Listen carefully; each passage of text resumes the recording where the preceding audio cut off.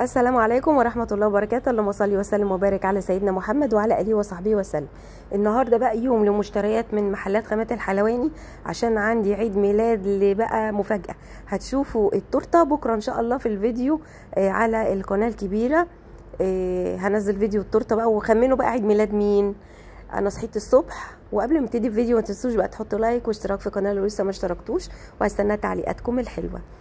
صحيت الصبح، فتحت الشباك، وطبعا اكلت القطط وتوضيت وصليت، وبعد كده طلبت حاجات من محلات خامات الحلواني عشان التورته اللي هعملها. بصوا يا جماعه، لسه جايبه حاجات من محل خامات الحلواني. تعالوا بقى نفتح مع بعض واقول لكم الاسعار، لان هو بيحط الفاتوره تقريبا.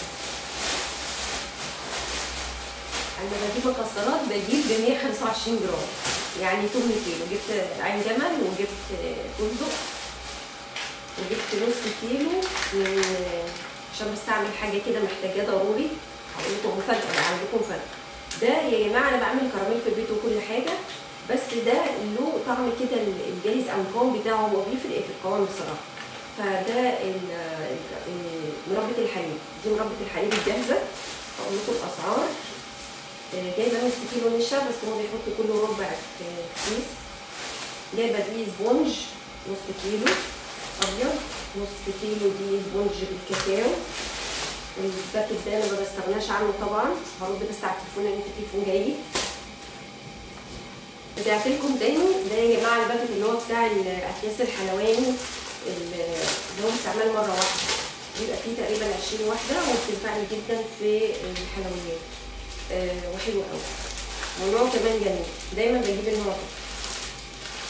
برضه اشوف ايه تاني. جايبه برضه كاكاو، جايبه جوزين. انا جايبه دي سبونج يعني نص ونص عشان يكون عندي. جايبه كريم شانتيه، جايبه كاكاو. جايبه شوكليت شيبس. حاطين الفاتوره فين بقى؟ ده يا جماعه جايبه كريم شانتيه زي ما قلت لكم. يعني انا بطلب مثلا نص كيلو، كل ربع لوحده، ولكن دي السبونج جايبه كيلو، فنص ونص. يبقى ده اكيد هتلاقي هنا كل الفاتوره. اقول لكم بقى الاسعار. دي السبونج الكيلو ب 80 جنيه، وكيلو السبونج اللي هو ايه تاني تقريبا اللي هو الكاكاو ب 120. الكريم شانتيه ب 140 نص كيلو. ايه تاني؟ الكاكاو نص كيلو. يا خبر ابيض، ده غالي قوي. ماشي. الربع كيلو ب 150. نص كيلو نشا ب 20، حلو قوي ده. ربع كيلو جوز هند ده ب 80. العين الجمل ب 72. العين الجمل ب 72 ل 125 جرام، 8 كيلو يعني. والفستق ال 8 كيلو ب 187 ونص. ومربة الحليب دي ب 75. وشوكليت شيبس ب 45، ده ربع كيلو. مش كاتبين البتاع ده ولا ايه؟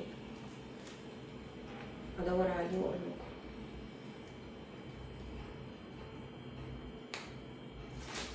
ده ايه ده؟ في ورقة تانية ولا ايه؟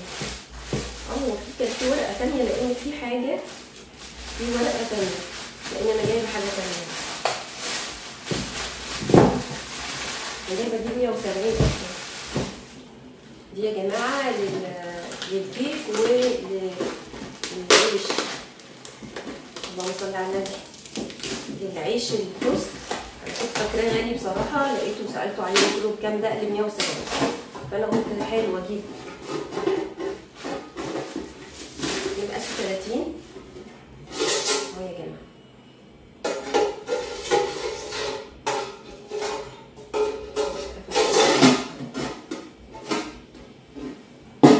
دي الفاتورة. شوكولاتة سويت فاكس، نسيت اوريكم. شوكولاتة سويت فاكس صحيح. انا جايبة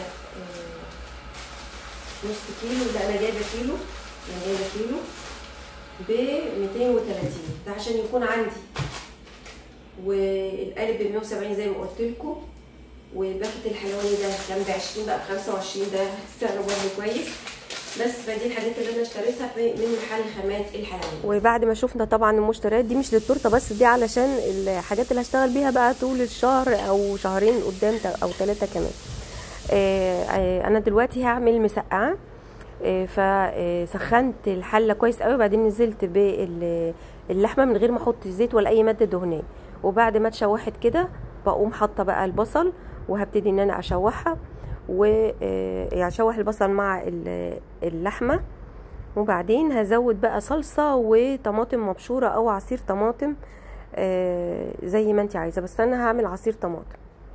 فانا دلوقتي شوحت البصل مع اللحمه، وبعدين حطيت معلقه صلصه، وهروح اعمل عصير طماطم كده بسرعه بعد لما يعني اسيب اللحمه تتشوح شويه مع الصلصه والبصل، وهروح اعصر عصير الطماطم، وغسله طبعا البتنجان، وهعمل رز بشعريه النهارده. انا من زمان من اول ما اتجوزت وانا باكل المسقعه بالعيش زيهم زي عيله علي يعني، لكن لما الولاد بقى راحوا مره كلوا عند مامتي الله يرحمها مسقعه بالرز، فمن يومها وانا بعمل لهم مسقعه بالرز. فالنهارده اعمل مسقعه بالرز. هصفي بقى الطماطم. عايزه اقول لكم فكروني اشتري مصفى زي دي بالظبط بس كبيره شويه. انا كل المصافي اللي عندي مش النوع ده، انا عايزه النوع ده، فهجيب بقى. بفكروني زي ما فكرتوني كده ان انا اجيب المنخل، بفكروني برضو اجيب مصفى، فاستخدمت المصفى دي بقى وخلاص، وصفيت الطماطم. وعلى فكره الطماطم اللي انا صفيتها دي انا مش يعني اللي في المصفى انا مش هرميها، انا هاكلها عشان انا عرفت ان هي الطماطم كويسه قوي للكوليسترول. تعالوا بقى نروح نحط العصير الطماطم على اللحمه، واحط بقى عليها شويه الملح وشويه الفلفل، وهغطيها، وممكن احط عليها شويه ميه كمان واسيبها بقى تستوي. انا بقول بقى كتير ليه كده؟ معلش يا ولاد، اصل فرح من ساعتها عماله تفرجني على بنوته كده من الارياف، وكل كلمه تقول بقى فانا بقيت بقولها مش عارفه ليه. المهم تعالوا بقى ناكل الطماطم دي، تحفه تحفه بقى. تعالوا بقى نغسل كمان انا عماله اقول بقى بجد، لا والله. المهم تعالوا بقى نغسل كمان البرتقال. تعالوا بقى نعمل دلوقتي عصير تحفه ده يا جماعه، عشان انا بحب ادلع نفسي، فهعمل عصير ريتينول. كنت عامله بنجرايه، فاكرين لما قلت لكم انا اشتريت بنجر علشان البشره وهتحمر لنا خدودنا ومش عارفه ايه، ورحت سلقتهم ونسيتهم في التلاجة. فطلعت واحده منهم، مش عارفه انا اكلتها، باين عملتها سلطه، والتانيه بقى انا عملتها عصير معاكم. عصير حلو جدا جدا، طعمه حلو، وهدوقه الفرح علشان تقولي رايها ايه. وانا عاملاه ليا بصراحه عشان البشره وعشان كل حاجه. انا حطيت واحده من البنجر وبرتقانتين وكمان زنجبيل وموزايه. عندك بقى جزر كمان حطي، هيكون حلو جدا. حط عليه شويه ميه من غير سكر من غير عسل من غير اي اضافات تانية، وبعدين هنخلط.